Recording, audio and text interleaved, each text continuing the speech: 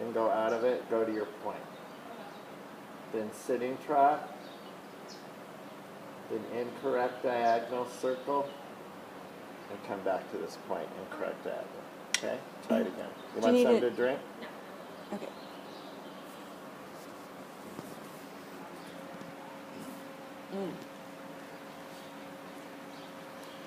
Have you noticed I've been quiet about my belching here? I just thought you haven't been eating. The thing that's good, Kel, about you guys coming out is she's able to talk about situations that we're at the show we don't have the time to sit down and talk about. The rail, The other thing that is brilliant, besides that left elbow. well, both elbows. Yeah, really. But let's let Mom video that so she can see it. The other thing that's brilliant is coming out here and writing for you. She gets, and what I noticed when Richard came to the barn too, they get so nervous writing for you because they're so in the spotlight that it helps them work through those nerves that they get at the shows. You know, because it's so similar. Yep. Well, that's what we were talking about earlier, that she was trying so hard in her first lesson last night, it was like she was a stick ball. And that by the end of the lesson on the second horse, which was not as good a ride, she finally relaxed and started riding. But we were talking while we were going for coffee too, the other thing that is, when I go to look at a horse, and I'm sure you do the same thing, I need 2 rides on it, 2 different days at least, because they try so hard, these kids. The first ride, just let her make the mistakes so that their elbows in it, so she can watch it tonight.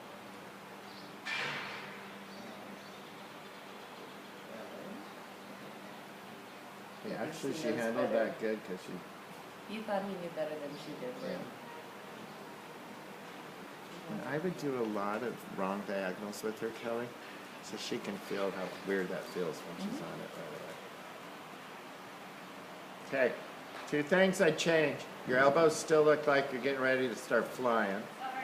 But it's not a clamp. It's tightness in the upper arm and a soft elbow. So you want a little space between it. And that circle was smaller than that circle. Even though he kind of decided to do something, which was good about that circle, was you sat back and rode him through it and made him go instead of falling forward. So try it once more again. Okay? We also, another thing that we work on, heavy elbows, pushing down on them so they don't come up, because when they come up it pushes the shoulders Yeah. up. Well, and you know what's good about this? A lot of times, both of us say the same thing, but we describe it a little different. Differently, So exactly. that gives them a better understanding, I think. There, she's a little loose in her elbow, I think.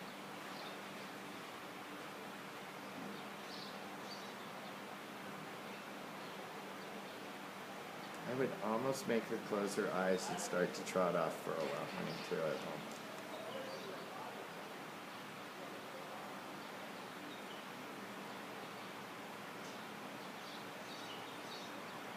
This is pretty. Now we're getting some confidence and it's looking soft and you're seeing it from further away.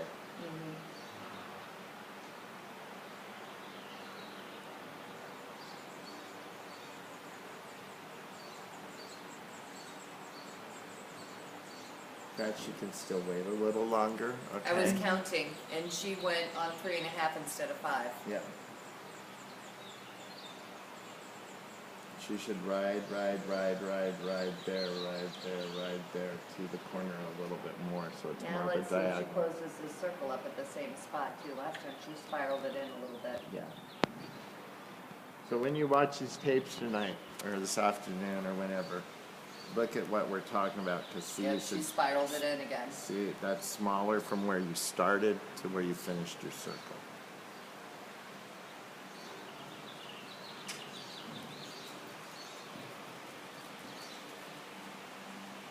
Okay, much better. You're going to listen to the comments on this tape and watch them for me. 2 things now that I want you to think about. When you get ready to stop at the canter and you get ready to stop at the trot, and you're posting at the trot, you're going to start saying whoa as you're coming down into the saddle. You stopped and you were standing up. Yeah.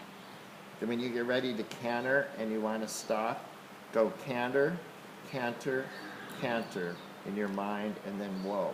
because that'll catch the horse's weight on the back end. Sometimes you say whoa, and he's on his forehand. So when they say canter and they say halt, as long as you don't have to not run into anybody, you're going to go at like 3 strides in your mind. And you're going to say the word canter. I know that sounds stupid, but that will catch the timing of whoa, the horse being on its. Ride a reiner once and you'll figure it out real quick. Yeah. You say whoa at the wrong time, you're eating saddle horn. Speaking personally, being a boy, not a girl, I just know it's not a really good feeling when you're landing on the horn.